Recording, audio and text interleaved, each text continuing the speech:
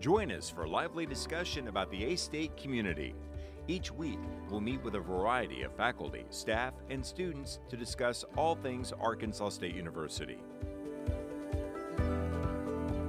Live from the ASU-TV studios in the School of Media and Journalism, this is A-State Connections.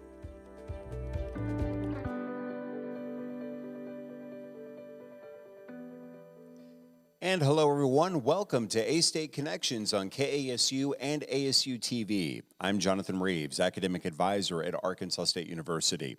Today we're talking about the public media station on the campus of Arkansas State, KASU. Also, we'll be talking about a production of Bright Star by the A-State Department of Theater. In this first segment, we're talking about KASU. And joining me today is Station Manager of KASU, Mark Smith, and Marty Scarborough is the Program Director of KASU. Thank you both for joining us today. Thank you. Yeah, I'm glad to be here. So there's a lot of exciting things that are taking place at KASU. Mark, why don't you start us off? All right. It is an exciting year. We're really excited about this year at KASU. We've got a lot going on. We've got a full staff. A new reporter has just started this year, Rebecca Robinson, who was once editor of the Herald and is now working for KASU. She's doing some great reporting for us so far, working with our news director, Brandon Tabor. We have a new corporate relations director, who's LaDawn Feuer. She is out in the community promoting KASU to local businesses and soliciting their support for KASU. And we've got a lot going on, a lot of great events coming up. From the Arkansas Roots Music Festival to our regular Bluegrass Monday concerts. And so lots of musical events we're doing in the community and lots of partnerships. And we're just looking forward to a great year. We're also doing some special things in fundraising, which we'll talk about maybe a little bit later. Absolutely. Now we know that Bluegrass Monday has been one of those things that in Paragould, it's just a staple. It's like the last Monday night of the month. If you don't have it, people are really going to get upset or something like that. It's just really good. Marty, I know that you do a lot of you host Arkansas Roots, which is a fantastic show. Just recently had a great celebration about Arkansas Roots. So kind of tell us on the music side what y'all are working on. Well, as you said, yeah, Arkansas Roots is our Monday through Saturday noontime radio show that focuses in on specifically Arkansas music and all different styles and genres. Since we're talking about that, we're glad to be able to partner once again this year with the A-State Heritage Sites and with the Department of English, Philosophy, and World Languages to present the Arkansas Roots Music Festival. Now, this is an event much like what we do on the radio program, where we bring in lots of different Arkansas musicians who perform in a variety of styles for an afternoon of live music. And this event is coming up on April the 6th. That's on a Saturday. And as we did last year, the music is actually going to be outdoors on the lawn of the Johnny Cash Boyhood Home in Dice with the house there in the background. And we've got 4 fantastic musical acts that'll be playing. The first of which is Nightwing. This is a local classic rock cover band. So if you like the classic rock sounds of the 60s, 70s, and 80s, you're going to really enjoy these guys who've been playing music in and around our region for over 4 decades. Then we're going to follow that up with Arkansas Country Music Award nominated group Posey Hill. It's a dad and his 3 adult daughters who've been making music together professionally for about 15 years now. They kind of describe their music as alt country and Americana. The third act that afternoon is going to be the Marty Ray Project. And Marty is a native of Mississippi County. He is one of those viral superstars. He uploaded a video several years ago of him doing a very unique acoustic cover of Vanilla Ice's Ice Ice Baby. Oh, wow.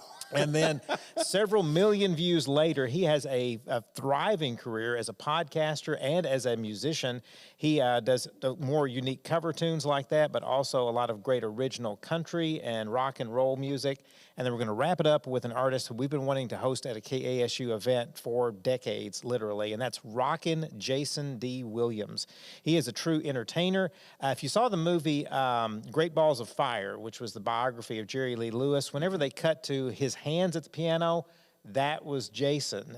He plays in that early rock and roll style, a lot of classic rock and roll, country, gospel music as well, and he's a high-energy entertainer. We're thrilled to be hosting all of these musicians April 6th at the Johnny Cash Boyhood Home in Dice at the Arkansas Roots Music Festival. That's going to be a phenomenal festival, probably one of the best ones, there. I think so. We're really excited about the lineup that we've got this year, and we think there'll be something for every musical taste. It's the Saturday before the big total solar eclipse, so we're expecting a lot of people in our area from out of town. Be a great event for that. And then for anyone to come and enjoy a wonderful afternoon of live music. Yeah, so how do people get information about that? Okay. Well, of course, tune into Arkansas Roots. We're playing music by all these musicians on a regular basis. But if you want to go ahead and get your tickets, they're at kasu.org/tickets. And you can just find the Arkansas Roots Music Festival there. And net proceeds from this event will actually go back into the Johnny Cash Boyhood Home, helping to continue to maintain and sustain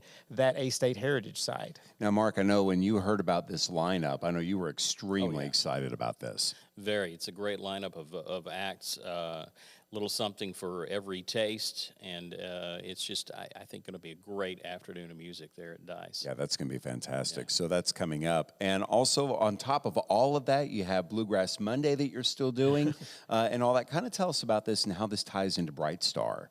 Okay, well, Bluegrass Monday is a concert series that KASU's produced for over 20 years now on the fourth Monday of every month. We bring in bluegrass talent from all across the country, award-winning, top-notch artists to perform at the Collins Theater in downtown Paragould, Arkansas. And the show this month, fourth Monday, is going to be on February the 26th. We're welcoming all the way from Belcher, Kentucky, which is way on the eastern side of Kentucky, Kevin Prater, who literally has been playing bluegrass music since he was in elementary school. He formed his first band when he was only 11 years old. He has toured literally to, I think, 24 different countries and 49 states. He leads a fantastic band that does a lot of hard-driving, traditional bluegrass music, but he also throws in some very unique covers of rock and roll songs played on bluegrass instruments. He'll do some classic country music as well and some gospel music as well. So he's going to keep being sort of our headlining act for Bluegrass Monday. He's played there before, but we're going to do something super special that we're particularly excited about before Kevin and his band take the stage. We're going to be welcoming to Bluegrass Monday a group of student actors and instrumentalists from the A-State Theater Department who are going to be performing some songs from their upcoming production of the Bluegrass Broadway musical Bright Star. And I believe you're going to be talking about that a great deal in the second half of the show. Yeah, we're really excited about that. That's going to be special, a Bluegrass Monday that's going to be taking place. So we're really excited about that. Yeah, so again, this isn't a full production of that musical. It's just some of the songs from it in hopes that those people who come to Bluegrass Monday will enjoy it so much that they'll then come to the Fowler Center's Drama Theater to see the full production of Bright Star a few days later. Yeah, so if you want information about what Bright Star is and all that, you want to definitely be listening, watching for that. That's going to be coming up. That's going to be a fantastic part of Bluegrass Monday. All of this, of course, made possible by donations, by supporting KASU. Definitely want to make sure we get that in. And Mark, kind of tell us about that part of KASU. Yeah, we're trying something a little different this year. We are a public radio station, which means we are supported by donations from our listeners. Rather than running commercial advertising, we go directly to our listeners and say, if you like what you're hearing, if you appreciate what we're doing and what we're providing to you, give to support the station. And we do that a couple of times each year, generally in the spring and the fall. This year, we're trying something a little bit different. We're going to try, because these have been successful in the past, we've had some little pop-up 2-day and 3-day drives. And so we're going to try that this year. The first one is coming up February 27th through 29th. We're going to do a 3-day drive, February 27th through 29th, the end of this month. And just encourage our listeners, we're going to have a smaller goal for that particular drive, and we're hoping the cumulative effect of these smaller drives with smaller goals will build up to the amount of money that we need for the year. Right. And so we're going to have that, and then we're going to be participating also in the A-State Day of Giving on April 9th, and we're going to have another opportunity to give on that day, of course. And we're going to have a goal for that particular day as well. So we're going to be doing some of these pop-up drives and adding those up and hoping that that comes up to our full yearly goal. Exactly. So why is it important for people to give to KASU? It's absolutely vital. And now Arkansas State University provides the foundation support for the station. That provides the facilities in which we work, the utilities, some of our salaries and things like that. But the money for programming itself, for what you hear coming out of your radio or through your mobile app, that comes from listeners. Listener support is what pays for the actual programming that you're hearing, whether it's local or national syndicated or whatever. And so Public radio, that's how it works. We go to our listeners and ask for support, and so that's what we'll be asking for during these drives. And it's absolutely crucial, because if you appreciate the quality and the kind of programming that you're getting, we're asking you to help pay for it. You know, we always have subscriptions to things that we're doing on a monthly basis or whatever and all that.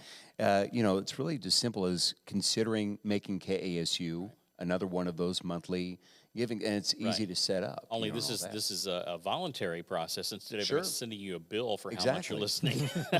It's voluntary. You decide how much the programming is worth to you, how much you value it, and our listeners value it very much. We have loyal listeners who give. We're hoping to add some more of those and get more people to give to the radio station. And it is easy to do. There is an option. You can give, you know, a one-time only gift, or you can set up a monthly donation, which we call our KASU sustainers, who give a little each month. And you can decide whether that's $5, $10, $20, or $50 a month, whatever you want to do. You can set that up on a credit card, bank draft, multiple ways of doing that. But it's really easy to give. You just can go online and do it yourself, or you can give us a call during our drives. And the content is phenomenal. It really is. There are going to be things you're not going to be able to find on any other station. And going back to the news segment and the news segments and the hard work that the news department does, it's important for the local information, for the local news content, for all of those things to be able to keep people informed. We've got a busy election year, I know, coming up, and many other things that are taking place. So this is, you know, definitely the time is needed to support local journalism, to be able to support local news and content, music, all sorts of things y'all are doing there at KASU. Right. The local news is especially going to be important, as you said, during this election year. We'll be doing election coverage, and then always the music programs like Bluegrass Monday, like the Arkansas Roots Music Festival, and other things that we help sponsor throughout the year. It's, like I said, it's really easy to give. You can just go to kasu.org/give. That's our URL for that, kasu.org/give, and there's a form there you can fill out for a one-time, or you can toggle over and fill out for a monthly gift, and you can decide how you want to fill that out. February 27th through the 29th. That's correct. All right, sounds good. And, of course, we have Bluegrass Monday on the 26th. 26th, correct. All right, so busy end of the month there, and that's all going on. So thank you so much for joining us here for this first segment. We really appreciate that, and talking about how this all ties into Bright Star. KASU Station Manager Mark Smith and KASU Program Director Marty Scarborough here on KASU and on A-State Connections. When we come back, we'll continue talking about the production of Bright Star with the A-State Department of Theater. We'll be right back after this.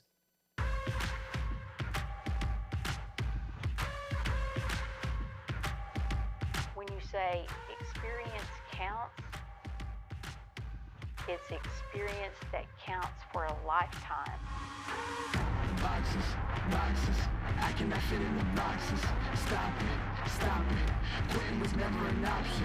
Exhausted, this passion is never exhausted.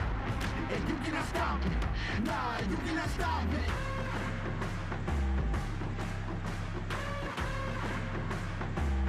Quitting was never an option.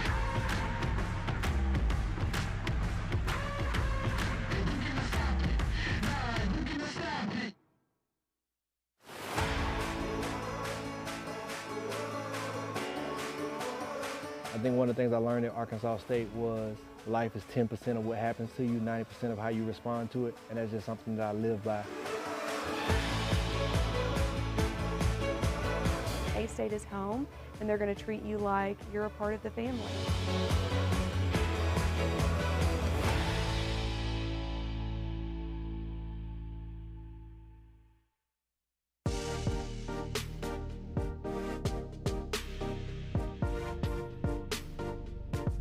ASU-TV, shows like Red Wolf Roundtable, ASU-TV News, Westside Football, and more.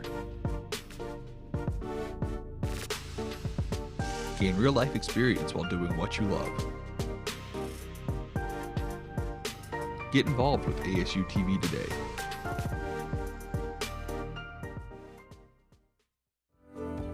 Live from the ASU-TV studios in the School of Media and Journalism, this is A-State Connections.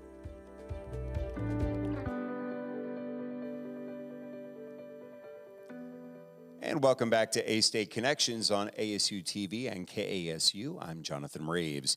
Today we continue talking about the performance of Bright Star by the A-State Department of Theater. Joining me in the second segment of the show is Assistant Professor of Theater and Dance at Arkansas State, Brianna Larson.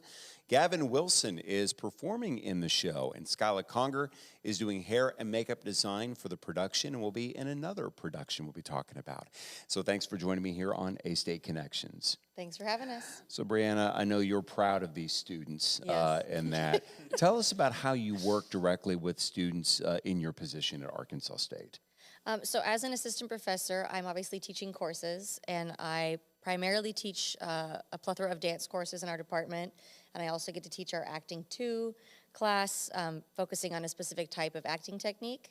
But on top of our classes, we have the production side of things, so we run a full production schedule, and so I get the joy of working with students in that realm as well, helping them hone their craft and their skills to eventually go on and work in the theater. Performatively, I get to direct shows, I get to choreograph shows, sometimes I go in and do movement coaching. So getting to see them in different facets of that grow outside the classroom and apply all those skills they're learning. So I know that you're working on Bright Star right now. The next show is The Revolutionist that'll be coming up, we'll be talking about. Are you all working kind of on that as well, or is all of that focused right now on Bright Star? The heavy part of focus is on Bright Star right now, but The Revolutionist is also being worked on. So while we're a couple weeks away from Bright Star opening, Revolutionist has already been having design meetings, designs have been started. Skyla might be able to speak more to it later, but as far as I know, the director, Day has been meeting with the cast a bit because it's a smaller cast, and it's based on specific things in history as well, so they want to know all of that. So they've been doing some of that prep work leading up to when they'll start rehearsals after our show closes. Fantastic. Gavin, welcome to A-State Connections. Thank you for having me. Where are you from? I am from a small town called Berryville, Arkansas, in northwest Arkansas. Okay, very good. Skyla, welcome as well. Tell us about where you're from.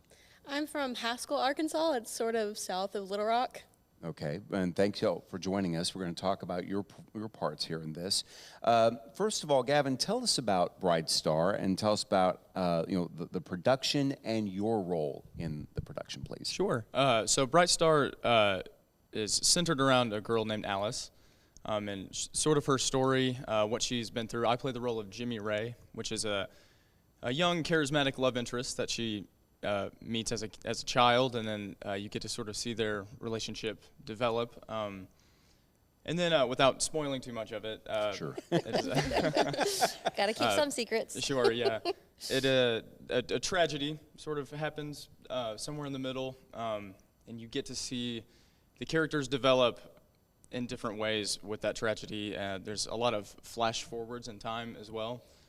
So you get a lot of chance to see how that tragedy has impacted them as adults and their sort of process getting through that. And you also get to explore them meeting, flash forward 20 years, you get to see that and how they can sort of work through that in a way.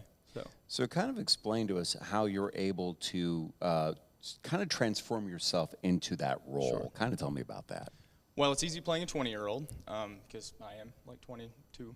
But then I transitioned into a 43-year-old, and I think one of the most important aspects of that is embodying that physically and vocally as well. But along with that, sort of keeping in mind what they've been through and the impact that might have had on a person, I think is important, especially in this show. So those are really the kinds of things that I think about playing, switching from 22 to 40, whatever. Yeah. So by way of singing, because I know you do a lot of singing in the show, Sure. Are you singing a different way in your 20s as you would be in the 40s? Is that what you're talking about? As much as I can, making it sound pretty, yes. Yeah. Add the deep bass and all Right, that right, stuff. right. Right, exactly. Skyla, tell us about, you're doing hair and makeup design, is that Yes. right? So tell us about that and your role and what you're doing there. So when I first heard about Bright Star, I knew it was set in the 20s and the 40s, and those are two of my personal favorite fashion and like hair decades. So I was like, wow, I want in on this.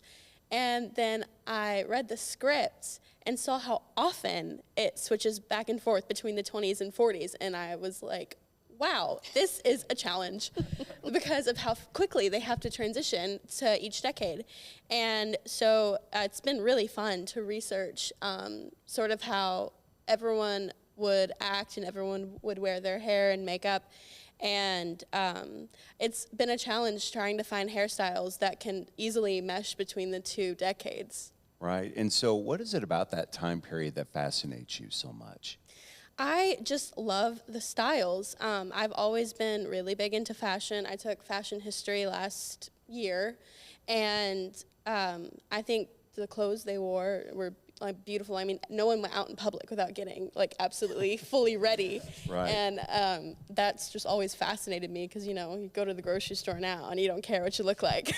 Right. So how fast are you doing those transitions between the 20s and the 40s, and what are the challenges by way of having to do it that quickly? I think Brianna might be able to answer that better. I believe it's very quickly, like less than a minute most of the time. Wow. That quick. So tell us about that. So some of the transitions, because we're looking at this, like Gavin was talking about, these 2 eras, and we see a lot of how Alice's story and the people she knows have transitioned through.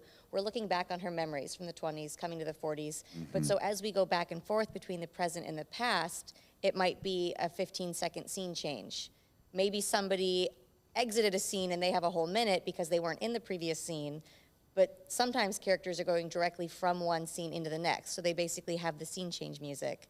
And so Skyla's been exploring things that have a simple, is it just we twist and put it up? Or is it something we can just take something out and it falls out? And what can we do in that amount of time when their costumes are also transitioning in slight ways to let us know we're in a different decade? You know, and that's one of the things that all people get a chance to see really is kind of the end product. There's not really a whole lot of looking at all the behind the scenes stuff. It's almost like you get a new appreciation of that.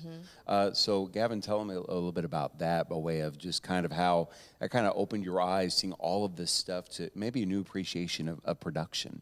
Oh man, I mean, if they could sit in on some of these dress rehearsals, I think a new respect would definitely. Yeah, it's they can be quite crazy. A lot of repetition, a lot of mistakes, but getting to that final product, sharpening that up, making it look good. It's always a process, and it's why musicals take weeks to put together. They're not as easy as they may seem when you go to watch it. Because when you watch it, it's all polished, it's all pretty, but it takes a lot of work to get to that point. It takes a lot to do a minute-long quick change. Yeah, and it's live. I mean, it's constantly going. It's quick and all that. It's going there. So, Brandon, I want to ask you about it. People, tell us about the dates and how people can see the show, A Bright Star. Brilliant. Okay, so Bright Star opens in 2 weeks. Whew, 2 weeks in a day. We open on Friday, February 23rd. And that first weekend, we have Friday, Saturday shows. So February 23rd and 24th at 7:30 p.m. And then for our second weekend, we go Friday through Sunday. So March 1st, 2nd, and 3rd, 7:30 evenings, Friday, Saturday, and 2:30 for our Sunday matinee. To get tickets, you have a couple different options. You can call the A-State Central Box Office, which is 870-972-2781. Right. I memorized that this morning. Right. So you can call the Central Box Office. Calling them or going in person gets you the best price, because online there's always, extra fees for processing things. But so they can call the Central Box Office during business hours. You can just go to astate.edu/tickets. And there's a couple different buttons. So you would click on the button for theater tickets on the right-hand side. Or you have the option to just show up at the Fowler Center the day of a show, and an hour before curtain, meaning an hour before the show starts, there will be a box office open in the rotunda of the Fowler Center that you can purchase tickets there. Fantastic. And A-State students get free tickets with their student ID. Good deal. So they can either show up day of or go in person to the box office on campus, and they get free tickets to all of our productions. Fantastic. While we got just a few seconds left here, I want to ask Skyla about the next production, because you're working on The Revolutionist. Tell us about that, please. Yes, our next show is The Revolutionist by Lauren Gunderson. I am playing the lead character, Olympe de Gouges, who was a female playwright during the Reign of Terror in Paris. And it's sort of about 4 women who all were real and were trying to make history while avoiding the guillotine. And some of us make it out, some of us don't. But it's a comedy, but it also has really serious moments in it, because it's about real women who died and made history. Yeah, so I know you're working very hard on that, already working on the lines and all that stuff. So, and that also, it seems to me, would be like a challenge. How do you work on, all the memorization and all those things and all that? I know it takes an awful long time, but goodness, I don't know if I could do all that. That's a talent right there. Well, as Brianna would say, repetition is the growing power. So. Yes. Yeah. Michael Chekhov, quote from Michael Chekhov. Over and over and over again. All right, sounds good. Thank you both, or all of you actually, for joining us here today. We appreciate that. Well, that's going to do it for this edition of A-State Connections. I want to thank my guests in the first segment of the show, Mark Smith and Marty Scarborough from KASU, and also in the second segment from the Department of Theater, Brianna Larson, also Gavin Wilson and Skyla Conger. Also want to thank Creative Media Production Instructor Dustin Sullivan and his amazing students who are behind the scenes running the show today. And also thanks to Jacob Keene for his help on the show. Join us next week for another edition of A-State Connections on KASU and ASU-TV. Thanks for watching, and so long, everyone.